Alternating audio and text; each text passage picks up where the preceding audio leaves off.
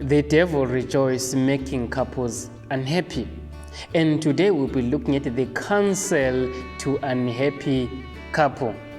Welcome to One Truth, and thank you for joining me today. And here we will keep you motivated and encouraged.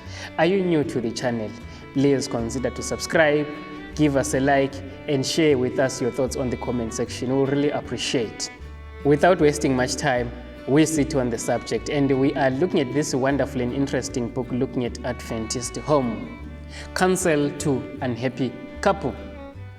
Your married life has been very much like a desert, but very few green spots to look back upon with grateful remembrance.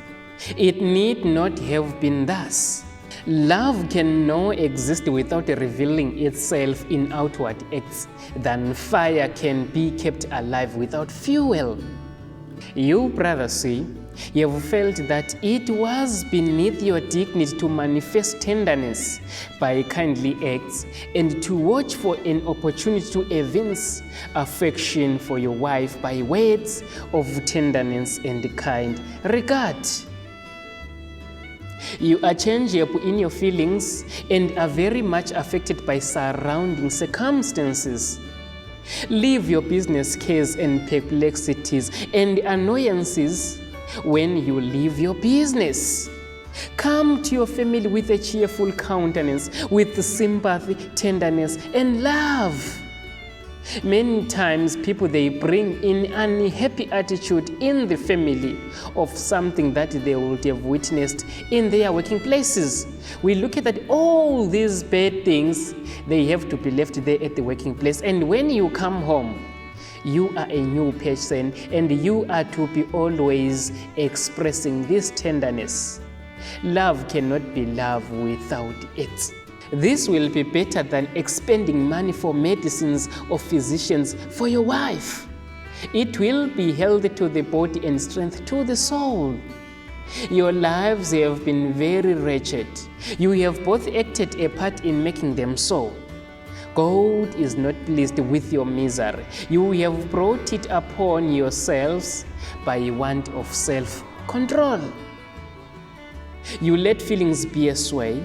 You think it beneath your dignity, brother, see, to manifest love, to speak kindly and affectionately.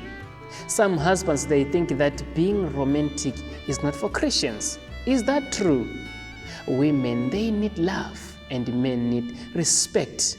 And these two, if they are valued and well applied in a Christ-centered home, we will have happy families. No matter how troublesome your work can be, but when you are at home, you are to express this love. And the children, they have to learn from their parents. But if the parents are forever coming home with frown faces, how about the children? What impact do you have on them? And what kind of an example are you setting on them? All these tender words you think savor of softness and weakness and are unnecessary. Some men think that if they will have to express tenderness and the acts of love to their wives, it will be like they're undermining themselves, which is not true. And some people, they end up getting sick because of the lack of affection and tenderness and care by their dear ones. We look at that, all these tender words, you think savor of softness and weakness and are unnecessary. But in their place come fretful words, words of discord, strife, and censure.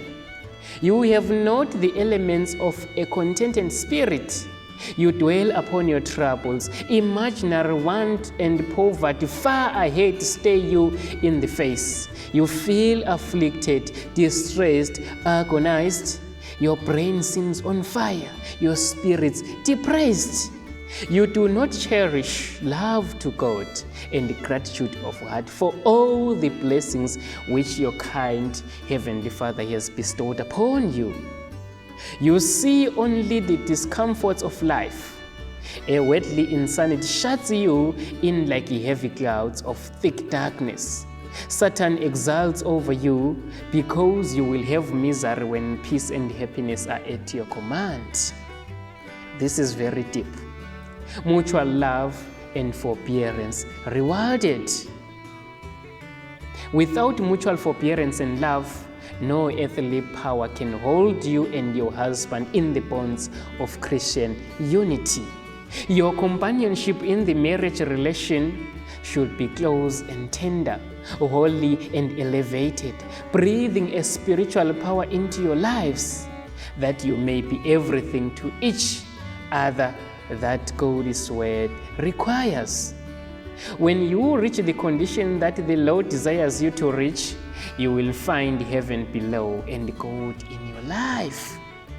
Remember, my dear brother and sister, that God is love, and that by His grace you can succeed in making each other happy, as in your marriage pledge you promised to do. How many people vowed in the presence of the heavenly angels, saying that they will be there for each other, they will love each other, though death and sickness may come, but they will forever stick together till death do them apart. But they don't live according to their vows. Men and women can reach God's ideal for them if they will take Christ as their helper. What human wisdom cannot do, His grace will accomplish for those who give themselves to Him in loving trust. His providence can unite hearts in bonds that are of heavenly origin. Love will not be a mere exchange of soft and flattering words. The loom of heaven weaves with a web and woof finer, yet more firm than can be woven by the looms of earth. The result is not a tissue fabric, but a texture that will be a wear and a test and trial. Heart will be bound to heart in the golden bonds of a love that is enduring. Love is like a flower. It needs to be nurtured and well cultivated. But if you relax, also you are opening a room for the devil to come in, and it will be hard to take the devil out. But whilst we still have got time, let's make sure that we cultivate our love. Let's grow in love with our spouses. It is very important that also you be a good exemplary person to your children, so that when they are grown, they will be able to know what love is and be able to show love. And the children, as they are growing up, they will learn and know what does it mean to love. That it's not about the words, but it's also about the actions. There is a saying which says that actions speak louder than words, which is very true. Let's make sure that we go and cultivate love in our families. And if you haven't subscribed to the channel, make sure that you do subscribe and share the link also with others so that they can also be motivated and encouraged. And also on the next stream, we will be looking at mutual obligations. And we also have got nice and interesting subject that we have already covered, looking at the Christian couple. Or are you a young man or young lady who is aspiring and contemplating marriage? Please go and check on the description. Look at the subject, 5 aspects of marriage. It is fully packed. Make sure that you go visit it and you don't get married without knowing those. God bless.